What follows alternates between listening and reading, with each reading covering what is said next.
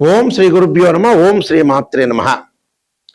మే 21వ తారీఖు నుంచి 30వ తారీఖు వరకు కూడా మేషాది ద్వాదశ రాశుల యొక్క ఫలితాలు ఏ విధంగా ఉన్నాయో తెలుసుకుందాం. ప్రధానంగా గ్రహగతుల్ని మనం చూసినట్లయితే కుజుడు మేషరాశిలో, వృషభంలో రవి బుధులు, మిథునంలో శుక్ర గురువులు, అలానే కుంభంలో రాహు, మీనంలో శని, సింహంలో కేతు యొక్క సంచారం.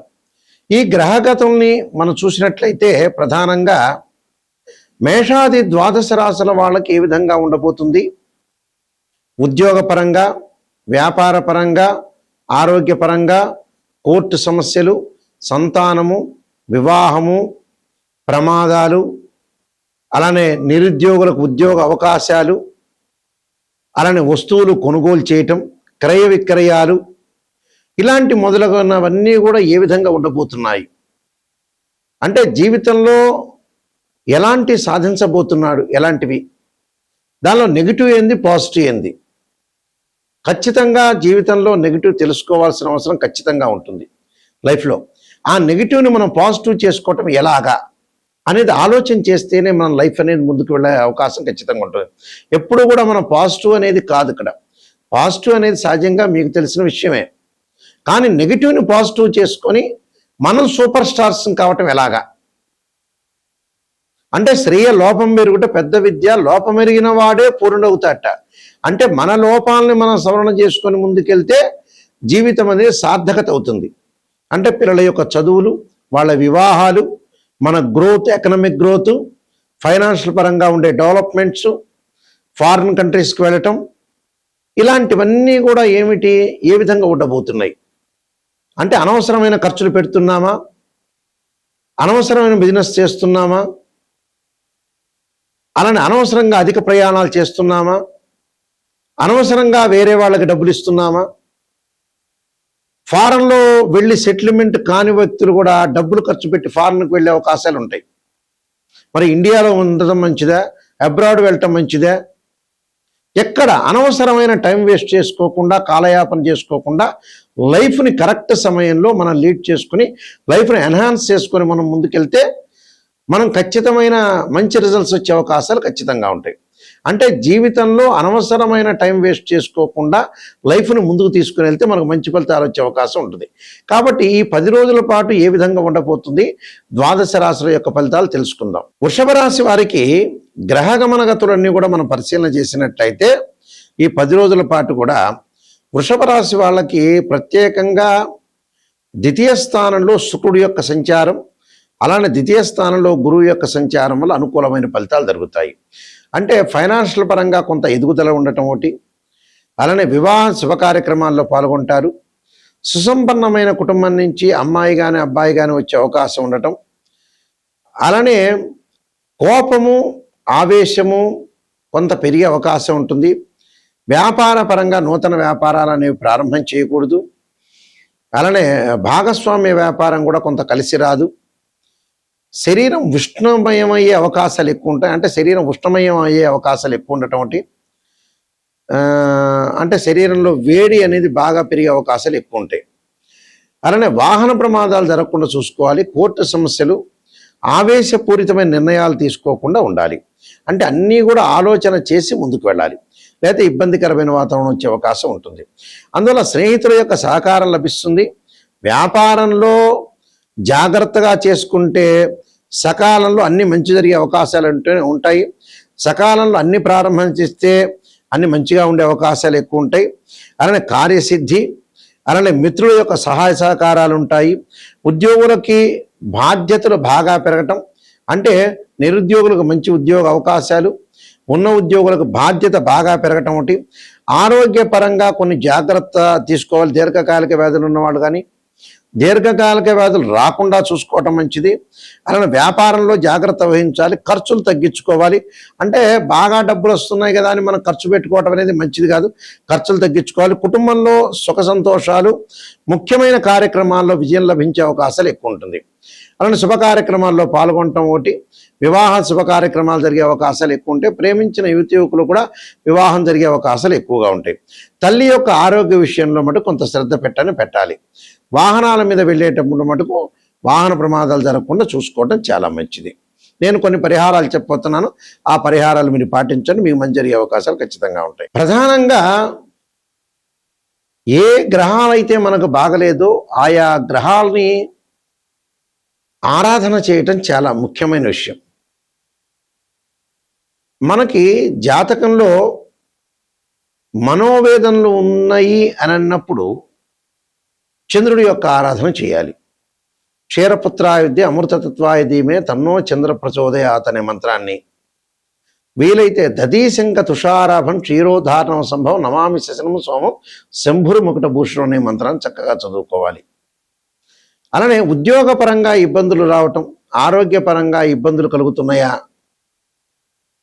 ఖచ్చితంగా సూర్య భగవాను ఆరాధన చేయాలి. సూర్య భగవాను ఆరాధన చేయాలంటే జిల్లేడు సమిధలతోటి హోమం చేయటం, అలానే సూర్యుడి యొక్క ఆరాధన చేయటం, ఉషాఛాయ సమేత సూర్యనారాయణ స్వామి యొక్క ఆరాధన చేయటం వల్ల మనకు మంచి ఫలితాలు వస్తాయి. అంటే నవగ్రహాల యొక్క ప్రదర్శన చేయటం, సూర్యుడికి దానిమ్మ రసంతో అభిషేకం చేయటం చాలా మంచిది. అంటే దానిమ్మ రసంతో చక్కగా సూర్యుడి యొక్క ఆరాధన చేయాలి. అప్పుడు ఆరోగ్యం బాగుంటుంది, ఉద్యోగపరంగా ఇబ్బందులు లేకుండా ఉంటాయి. అలానే కుజుడు వల్ల ప్రమాదం జరుగుతుందా, మన జాతకంలో కుజుడు బాగలేదా అంటే అంగారకుని ఆరాధన చేయాలి. సుబ్రహ్మణ్య స్వామి యొక్క ఆరాధన చేయాలి. తత్పురుషాయుడే మహాసేనాయుధీమే తన్నో షణ్ముఖ ప్రచోదయాత్ అనే మంత్రాన్ని చక్కగా చదువుకోవాలి. అలానే సుబ్రహ్మణ్య స్వామి యొక్క అష్టకము 2 జంట సర్పాలను దానం చేయాలి. బుధుడి వల్ల వ్యాపార పరంగా ఇబ్బందులు కలుగుతున్నాయా, బుద్ధి వికసించట్లేదా, జ్ఞానం అనేది పెరగట్లేదా, మనం చేసే పని ఏం చేస్తున్నాం అర్థం కాకుండా ఉంటుందా, అంటే బ్రెయిన్ మెచ్యూరిటీ వాల్యూస్ పెరగట్లేదా అంటే బుధుడి యొక్క ఆరాధన చేయాలి. ఇలాగ విష్ణు సహస్రనామాన్ని పారాయణం చేయటం ఒకటి, ఓ నమో నారాయణాయ నమః అనే అష్టాక్షరి మంత్రాన్ని బుధవారం రోజున చదువుకోవటం చాలా మంచిది. దాంతోపాటు పెసలు దానం చేయటం చాలా మంచిది. అలానే ధనకారకుడైన గురువు బాగుండట్లేదా, విద్య యందు విద్యార్థులకు అనుకూలంగా లేకపోతే దక్షిణామూర్తి స్తోత్ర పారాయణం చేయటం, దత్తాత్రేయ స్వామి యొక్క పారాయణం చేయటం, అలానే గురువుకి అంతరిక్ష దేవతైన తారా మహాదేవి యొక్క స్తోత్రాన్ని పారాయణం చేయాలి. దాంతోపాటు వివాహం కావట్లేదా, వివాహానికి అడ్డంకులు వస్తున్నాయా అంటే శుక్రుడి యొక్క ఆరాధన చేయాలి. అంటే వివాహం కాని అమ్మాయిలు వరపాశుపతాశ్రుద్రాభిషేకం, అఘోర గౌరీపాశుపతాశ్రుద్రాభిషేకం, అబ్బాయిలు కన్యాపాశుపతాశ్రుద్రాభిషేకం చేయాలి. ఎల్నాటి శని అంటే జన్మశని, వ్యయశని, ద్వితీయ శని ఎల్నాటి శని అంటాం మనం. అలానే అర్ధాష్టమ శని, అష్టమ శని, కంటక లేదా పొంగు శని ఉందా, శని మహర్దశ సరిగా లేదా అని అంటే ఖచ్చితంగా శని యొక్క ఆరాధన చేయాలి. నీలాంజన సమాభాసం రవిపుత్రేమాగ్రజం ఛాయామార్తాండ సంభూతం తం నమామి శనైశ్వరం మంత్రంతో పాటు దక్షిణాకాళి యొక్క స్తోత్ర పాలన చేయటం, అలానే నల్లని ద్రాక్షారత్నంతో శనికి అభిషేకం చేయటం చాలా మంచిది. అలానే విదేశాలకు వెళ్ళలేకపోతున్నారా, చక్షు దోషాలనేవి ఉంటే రాహు యొక్క ఆరాధన చేయాలి. రాహుకు అధిష్టాన దేవతైన దుర్గాదేవిని, అలానే సర్పాన్ని ఆరాధన చేయాలి. అంటే నాగరాజాయుధమే పృథ్వీధరాయుధమే తన్నో సర్ప ప్రచోదయాత్ అనే మంత్రాన్ని చదువుకోవాలి. అలానే కేతు యొక్క దోషం ఉంటే గణపతి యొక్క ఆరాధన చేయాలి. అంటే గణపతిని గకార అష్టోత్తరంతో ఆరాధన చేయాలి. అలానే ఇక్కడ దానితో పాటు ధనానికి సంబంధించిన ఇబ్బందులు కలిగితే ఓం యక్షాయ కుబేరాయ వైశ్రవణాయ ధనధాన్యాధిపతే ధనం ధాన్యం సమృద్ధిమే దేహిమే దాపైస్వ అనే మంత్రాన్ని కూడా చక్కగా చదువుకోవటం చాలా మంచిది. అలానే శత్రువులు ఎక్కువగా ఉన్నారా, కార్తవీర్యార్జునుడి యొక్క మంత్రాన్ని, భగడాముఖి అమ్మవారి యొక్క ఆరాధన చెయ్యాలి. అలానే రాహుకేతుల యొక్క దోషం ఉంటే కూడా ధూమవతి యొక్క అమ్మవారి యొక్క ఆరాధన చేయటం చాలా మంచిది. ధూమవతి యొక్క ఆరాధన చేయటం వల్ల కూడా మనకి దోషం అనేది తొలగిపోతుంటుంది. అలానే వివాహం కావట్లేదు, దగ్గరకు వచ్చినట్టు వచ్చి వివాహాలు వెనక్కి వెళ్ళిపోతున్నాయా, కమలాదేవి యొక్క స్తోత్ర పారాయణం చేయటం కూడా చాలా మంచిది. అంటే ఇవన్నీ కూడా ప్రత్యేకంగా రెమెడీస్, ఇవన్నీ కూడా గోచారరీత్యా చెప్పబడే ఫలితాలు మాత్రమే గుర్తుపెట్టుకోవాలి. ఇవన్నీ కూడా మనం చెప్పే ఫలితాలు ప్రతిసారి కూడా రాశి ఫలితాలు 20% సూచనలు మాత్రం. కానీ 80% ఎలా ఉంటుంది, బర్త్ చార్ట్ మీదే డిపెండ్ అయి ఉంటుంది. బర్త్ చార్ట్ అంటే ఏమిటంటే ఒక చెట్టు కింద వేళ్ళు అని అర్థం. ఆ వేళ్ల పైన కాండం ఉంటుంది, దాని కొమ్మలు ఉంటాయి, ఆకులు ఉంటాయి. ఆకులు అంటే ఏమిటంటే గోచారం. ఆకులు ఎలా ఉంటుంది, రైన్ సీజన్లో వస్తుంది, వింటర్ సీజన్ అలానే ఉంటుంది, సమ్మర్ సీజన్లో కింద పడిపోతుంటాయి. ట్రాన్సిట్ సిస్టానికి అలానే బర్త్ చార్ట్కి లాట్ ఆఫ్ డిఫరెన్స్ ఉంది.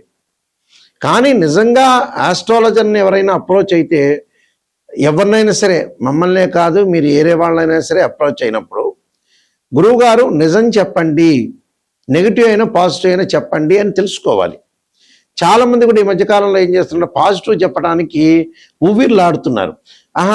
ఆ ఆస్ట్రాలజర్ నాకు పాజిటివ్ చెబుతున్నారేమో, మరి అద్భుతంగా చెబుతారు, నేనంతా నెగిటివ్ అయితే నేను వినలేను, ఆ చెవులకి నాకు నెగిటివ్ ఎక్కదు అని ఆలోచన చేసేవాళ్ళు చాలామంది ఎక్కువ ఉన్నారు. దానివల్ల ఆస్ట్రాలజర్స్కి నష్టం ఉండదు.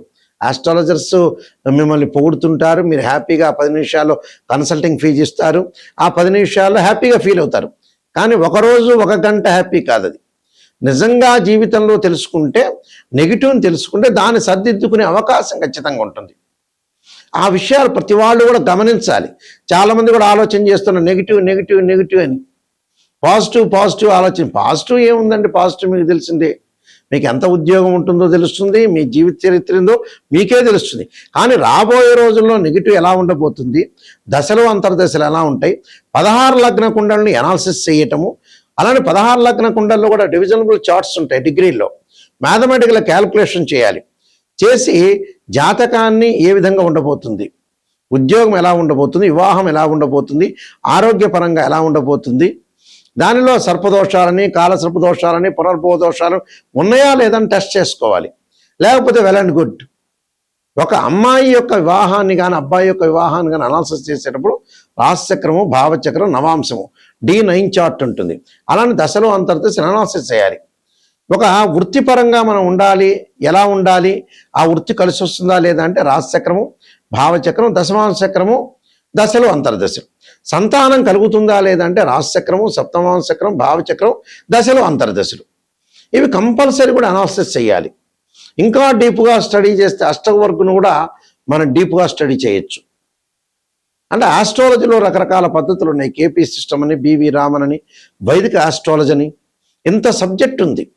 డిగ్రీలో క్యాలిక్యులేషన్ చేసేటప్పుడు ఉదాహరణకి గురువు ఉంటాడు. గురువు మకర రాశిలో 5 డిగ్రీలు ఉచ్చ, 5 డిగ్రీల వరకు నీచ, 5 డిగ్రీల వరకు నీచ, తర్వాత 5 డిగ్రీల తర్వాత పరమనీచ. అంటే మకర రాశిలో గురువు నీచత్వం ఉంది. అలాగా ఎక్కడైతే ఉచ్చస్థానమా, నీచస్థానమా, ద్వాదశ భావాలు, భావాధిపతులను కూడా మనం చూడాలి. అలానే భావాధిపతులు చూడాలి, రాస్యాధిపతులను చూడాలి. ఆ గ్రహం ఏదైతే ఆ గడిలో ఉన్నా ఆ గ్రహం అంటే భావాధిపతి అంటే ఏమిటంటే ఆ ఇంటి ఓనర్, రాస్యాధిపతి అంటే బిల్డర్, ఆ ఇల్లు కట్టించినవాడు. ఆ గడిలో ఎవరైతే గ్రహం ఉంటుందో టెరెంట్ అని అర్థం. అంటే ఇన్ని రకాలుగా మ్యాథమెటికల్ క్యాల్కులేషన్ వేసి నిజాన్ని తెలుసుకుంటేనే జాతకం చెప్పించుకోవాలి. అబద్ధం చెప్పించుకునే వాళ్ళు ఎవ్వరు కూడా నా దగ్గరికి స్పెషల్గా మటుకు రావద్దండి. నాయకంటే మల్లికార్జున శర్మ గారి ద్వారా నేను బాగుపడాలి, నెగిటివ్ తెలుసుకోవాలి, నిజాన్ని తెలుసుకొని నేను బాగు చేసుకోవాలి నా జీవితం అనే వాళ్ళు మాత్రమే నన్ను అప్రోచ్ కండి. అలానే www.nayakanti.com ఉంది, మా వెబ్సైట్ని చూడొచ్చు. www.nayakanti.in చూడండి. నేను 15 పుస్తకాలు రాశాను. కాలసర్పయోగం, కాలసర్పయోగ చంద్రిక, రాహుకేతువులు, ఛాయాగ్రహాలు, అలానే బృహత్ పరిహార సింధు, జాతక చంద్రిక, వివాహ మార్తాండం, పుత్రగణ ప్రతివతము, స్వప్నశాస్త్ర ఫలదీపిక, బృహత్ పరిహార సింధు, నవగ్రహ దోషాలు పోవటానికి 12 మహావిద్యలు, ఇలాంటి ప్రిడిక్షన్ ఆఫ్ ఆస్ట్రాలజీ, సర్వదేవతా గోత్రపురులు పార్ట్ 1, పార్ట్ 2, ఇలాంటి నెంబర్ ఆఫ్ ఆస్ట్రాలజీ బుక్స్ రాశాను. ఈ పుస్తకాలన్నీ కూడా రాజమండ్రి మోహన్ పబ్లికేషన్ వాళ్ళ దగ్గర దొరుకుతాయి. లేకపోతే మమ్మల్ని కూడా సంప్రదించి మా దగ్గర కూడా తీసుకోవచ్చు. కాబట్టి ఖచ్చితంగా వాస్తు బాగలేని వాళ్ళకి వాస్తు యంత్రాలు, మత్స్య యంత్రాలు కూడా మా దగ్గర ఉంటే పూజ చేసి మేము ఇస్తాము. వాస్తుపరంగా కూడా ఏదైనా దోషం ఉంటే కూడా మమ్మల్ని సంప్రదించవచ్చు. కేవలం జ్యోతిష్యమే కాదు, వాస్తు కానీ, అలానే వాస్తుపరంగా గృహ వాస్తులు కానీ, అపార్ట్మెంట్స్ కానీ, అలానే కంపెనీలు కానీ, ఏవైనా సరే వాస్తుపరంగా కూడా సంప్రదించవచ్చు. నిజాన్ని తెలుసుకోవటం చాలా ఇంపార్టెంట్. ఆ స్క్రీన్ మీద స్క్రోలింగ్ అవుతున్న నెంబర్ ఉంది, ఆ నెంబర్కి మీరు కాల్ చేయొచ్చు. డైరెక్ట్గా నా దగ్గరికి వస్తుంది ఆ కాలు. మీరు అన్నీ కూడా తెలుసుకొని నిజాన్ని తెలుసుకొని ముందుకెళ్తే మీకు మంచి జరిగే అవకాశం ఉంటుంది. మీకు శ్రీ పరమేశ్వరుడి యొక్క కరుణాకటాక్షం ఉండాలని ఆశిస్తూ సర్వే జనా సుఖినో భవంతు.